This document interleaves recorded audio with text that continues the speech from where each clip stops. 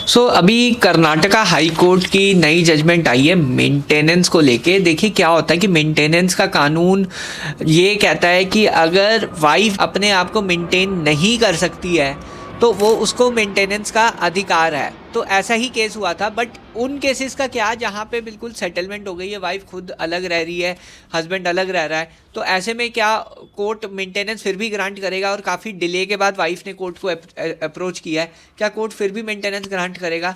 इसका आंसर है Karnataka high court ने जो ये जजमेंट दी है वो इस बेसिस पे दी थी कि वाइफ की statement unable to maintain herself वो ही काफ़ी है मेंटेनेंस देने के लिए।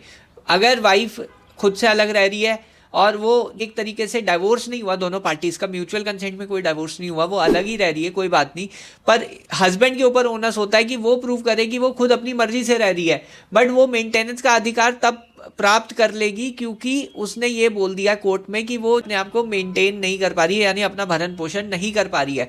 सिर्फ इसी स्टेटमेंट के बेसिस पे कोर्ट मेंटेनेंस ग्रांट कर सकता है और कुछ भी प्रूफ वाइफ को नहीं चाहिए। दूसरी चीज़ ये है कि अगर डिले भी होता है ऐसे केसेस में तब भी वो इंटाइटल्ड है। इवन डाइवोर्स वाइफ वो भी इंटाइटल होती है मेंटेनेंस के लिए अगर वो unable to maintain herself होती है। तो इस चीज़ का आप ध्यान रखिए कि मेंटेनेंस का केस वो बहुत ज़्यादा वुमेन सेंट्रिक है और वाइफ की एक स्टेटमेंट ही काफ़ी है उसको मेंटेनेंस के लिए।